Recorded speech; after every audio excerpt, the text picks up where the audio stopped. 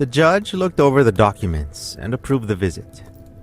This had become routine, and in order to follow the standards that they had set for themselves, they really had no problem letting him out. Besides, Don had been put in jail for possessing stolen property, and his sentence, less than a year, could justify that this man was not an actual danger to society, just sort of an inconvenience to it. And so he was granted furlough to attend his grandfather's funeral, a man who had been named James Kishaw, on February 24th, 1983 in Stroudsburg, Pennsylvania. But what would happen that day would shake up all of our beliefs of what is possible. Don was his name, and after the funeral he was allowed to stay with his friends, Bob and Jeannie Kiefer, after the funeral. It was then when it happened for the first time. Don began to feel strange that night, uneasy, when all of a sudden he felt a chill run all over his body. Then it started. The rain. Water dripping from the walls. Countless witnesses and reports from police officers leading to more questions than answers. This man was displaying an ability to defy physics. A dark superpower. What comes next is the story of the strange case of Don Decker, the Rainman. My name is Edwin, and here is a dark memory.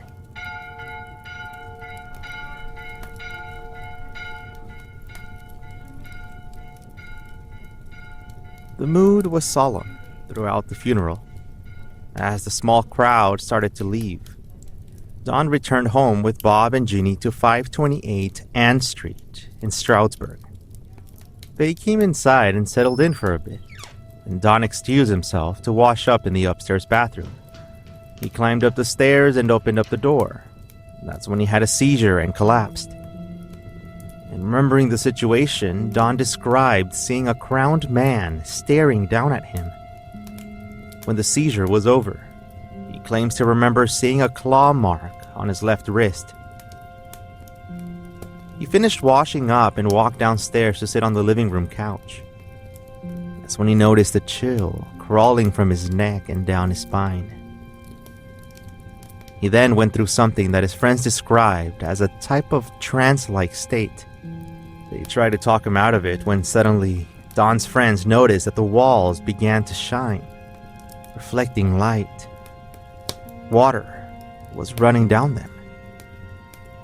In shock, they tried to shake him out of it, but Don was not responding. Soon, water started running down the ceiling. And while they were looking for the source of water, Don was still and silent. But it was then when they noticed that the water was coming up from the floor, traveling up the furniture.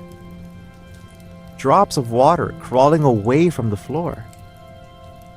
It was then when they decided to call the police. Officers John Bojan and Richard Wolbert were the first to arrive on the scene, along with the landlord's wife, a woman named Romaine. They could not believe what they were seeing. Water was indeed moving up the furniture and along the walls.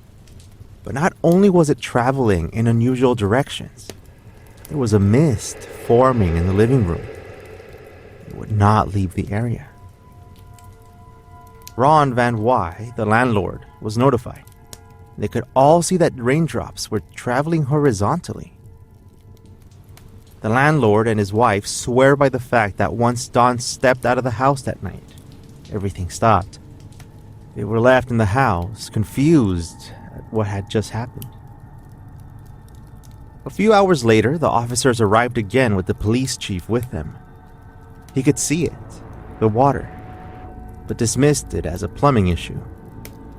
He then told his subordinates to leave and not to talk about it anymore. The landlord confirmed that there were no pipes along the top of the living room area, nor from where the water was coming from. But that wasn't enough for the officers. What could explain such a bizarre event?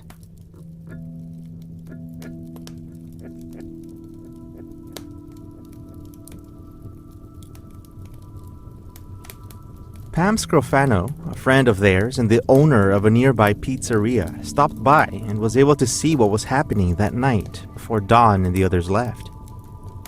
She demanded that everyone get out of the house. Supernatural powers like those could only be the work of one entity, the devil. They all went to a nearby diner to talk more about the situation, but to Pam, this was mainly a way to get them out of there.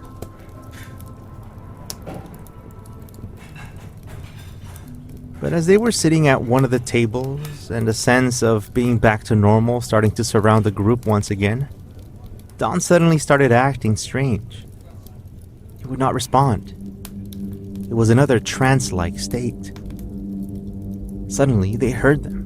Drops coming from the ceiling inside the restaurant. It was raining inside. Nobody could believe what was happening. Pam took the crucifix that was around her neck and placed it against Don's skin, which temporarily seemed to break him away from his trance-like state, yelling that it had burned him. Pam was convinced and said that they should contact the church as soon as possible. What was occurring was not from this world. And worse, it was evil. She wanted him to get an exorcism. They were able to get Dawn to stand and walk out of the restaurant, and then, just like that, the rain stopped.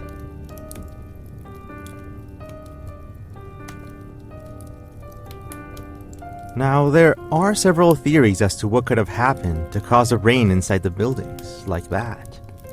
And through some research, we found that ice damming, which is when ice melts on the attic and roof of a house, might be able to justify what happened.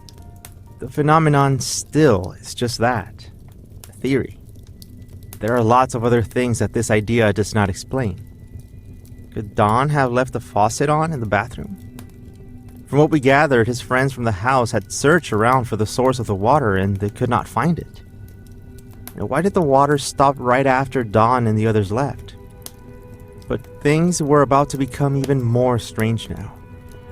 It all started once they got back from the diner into the house, where the landlord and his wife were still trying to figure out exactly what happened. When they arrived back at 528 Ann Street, they were confronted by the landlord and his wife. The place could have been damaged from all the water, and they wanted more than just a simple explanation. They did not care about that anymore. They put all of the blame on Dawn for everything that had happened. It was then when it occurred. Dawn's eyes fixated straight ahead, and he entered the now familiar trance. A dead silence filled the room, as I'm sure some of them may have expected the water to begin falling from the walls and ceiling once again. Instead, they watched as Dawn began to levitate off the floor. They all stared in awe as he stayed still in space. It was then when the rattling started from the kitchen as pots and pans were hurled at the rest of them. Dawn was still in a trance as he was thrown against the kitchen wall.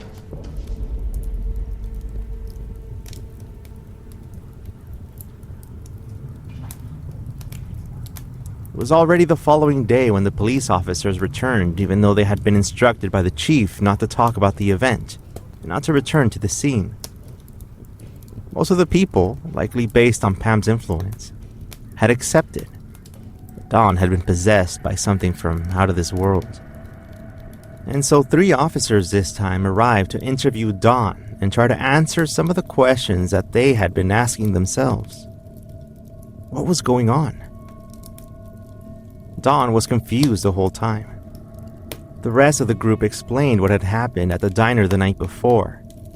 As a way to test their validity, the officers gave Dawn a crucifix to hold. It was dropped immediately. Dawn complained that it had burned him. The officer bent down to pick up the crucifix and could confirm that in fact it was still hot to the touch. Then, things took another turn. Water started to drip from the walls and it started to rain once again. Wherever you turned, water would be falling from the ceiling, moving in all directions right there in the kitchen. Don was drifting in and out of consciousness based on reports, seemingly unaware of what was going on. It was then when Don levitated again and was hurled against the wall. The police officers rushed over to help him. Something had picked him up and slammed him.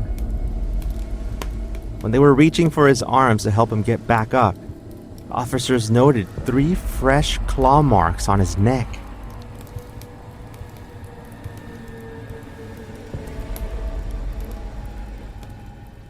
Since grasping that such things could happen was difficult for many, some started believing that it was a hoax to make money from fame.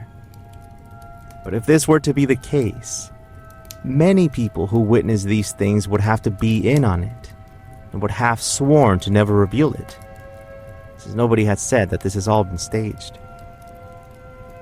In fact, more people believed that this was a case of real possession, and they had their reasons for it. Coming up, what they did and what happened in an attempt to get to the source of these bizarre events.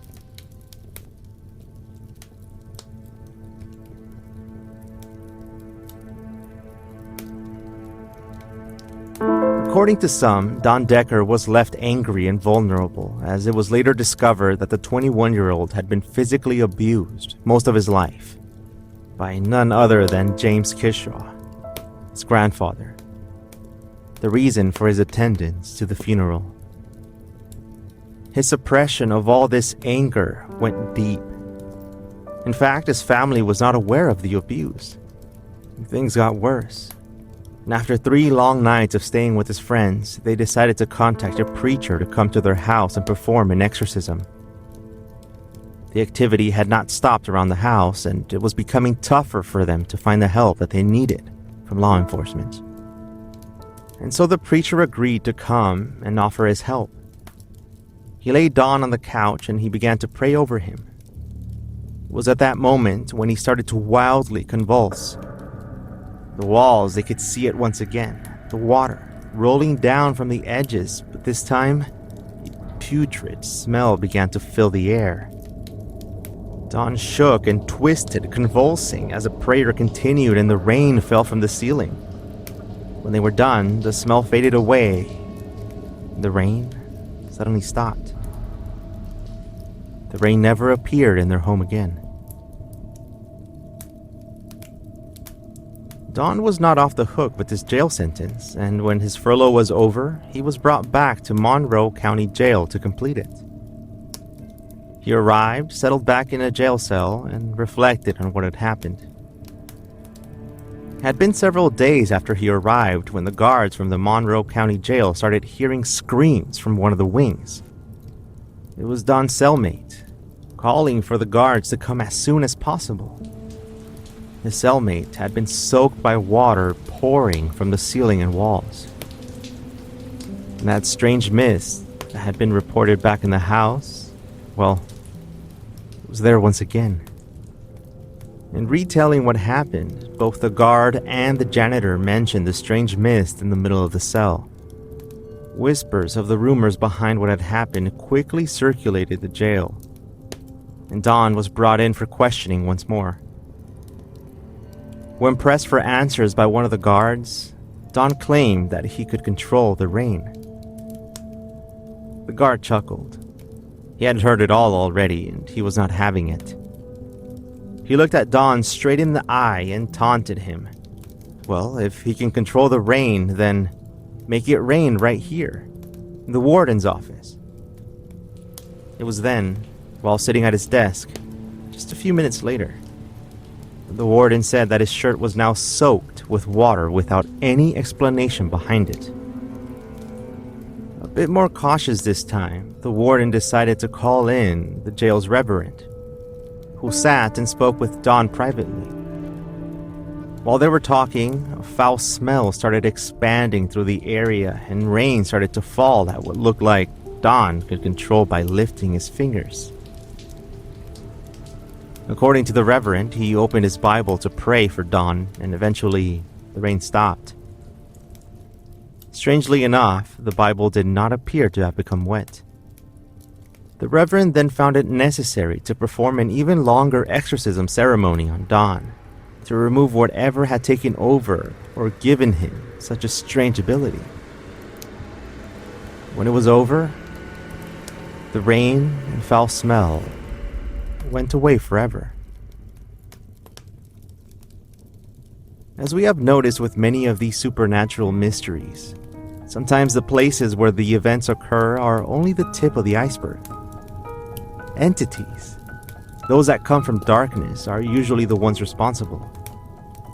Even though we are offered an explanation that even Don believes to be true, that his grandfather was responsible for what was happening, some things about this case still remain a mystery. The house mentioned in this case, 528 Ann Street, has been demolished. No one has reported paranormal events on the property. This episode of A Dark Memory was researched by Madeline Guerra and produced by me, Edwin Covarrubias.